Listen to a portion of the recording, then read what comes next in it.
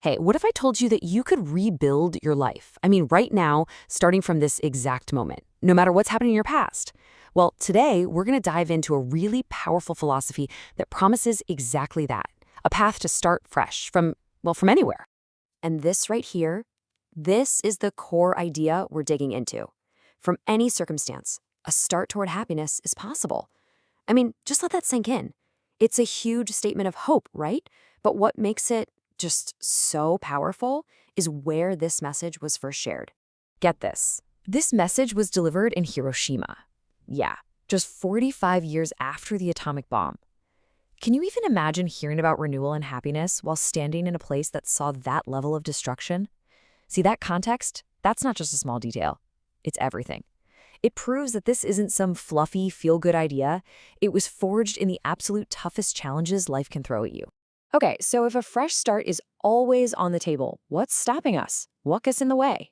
Well, the first big hurdle, it's something we all do. It's a poison we basically feed ourselves. And that poison is resentment. Seriously, think about it for a second. The last time something went wrong in your life, something that really hurt or made you unhappy, what was your first gut reaction? Where did your mind immediately go? If you're like most of us, it's like a reflex, right? We start looking for who or what is to blame.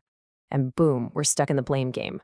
My business failed? Oh, it was my partner's. My relationship ended? Totally their fault. Flunked an exam? The system's rigged. Just unhappy in general? Well, it's because of my past.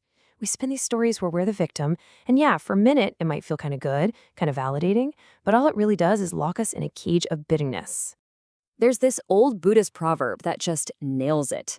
Resentment cannot be resolved with resentment. It's so simple but so true. Trying to fight hate with more hate, it's like throwing gasoline on a fire. You just end up in this endless loop, creating more and more of the very thing you're trying to get away from. And this is maybe the most powerful way to think about it. Holding on to resentment is like drinking poison yourself every single day, but expecting the other person to get sick. It's wild when you think about it, right? They could be out there living their life, not giving you a second thought, and you're the one swallowing that poison day in and day out. All right, so if blame and resentment are the poison, what's the antidote? How do we break the cycle? Well, let's get into the practical stuff. A clear, actionable plan to actually restart. Here you go. It's a 3-step path. Super simple. First, you make a choice inside your own head. Then, you start looking outward. And finally, you find a powerful purpose to pull you forward. Let's break down each one. Okay, step 1, you have to stop unleashing what the source material calls the wild beasts of negativity. You know what these are? It's that hatred, that jealousy, all the complaining and dissatisfaction. The idea is to make a conscious, solid decision. I am done with this. I'm not going to produce these thoughts, and I'm sure not going to speak them out loud anymore. You got to put those beasts in a cage. So once you've managed to quiet down all that noise inside your own head, you can finally turn your attention outward.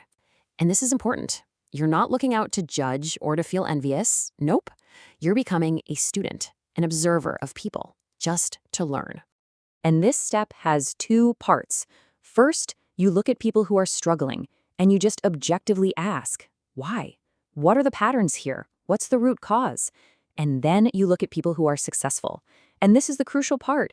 You have to learn from them and actually celebrate their success. Genuinely be happy for them instead of letting that ugly jealousy creep in. And that brings us to the final piece, step 3. Find your kokorozashi. It's a Japanese word, and it's so much more than just a goal. Think of it as a high ideal, a big aspiration. It's that noble purpose that really lights a fire under you, you know? It's your why. This is what's going to be the engine for your brand new life.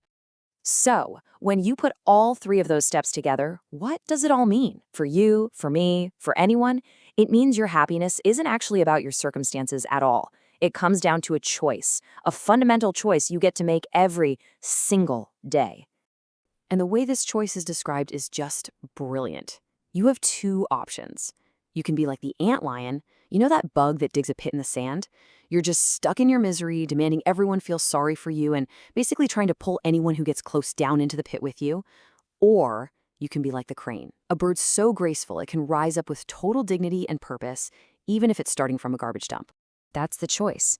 It all comes back to those 3 keys. Stop the negativity, study others, and find your purpose. And if you really do that, the result isn't just a maybe, it's not just hopeful, it's described as inevitable. And this is the final, incredible takeaway. It's not a suggestion, it's not just a nice thought. It's presented like a law of physics. For those who truly follow this path, you literally have no choice but to become happy. Just think about that. If you really commit to these 3 steps, you're left with no other option. Happiness becomes the only possible outcome.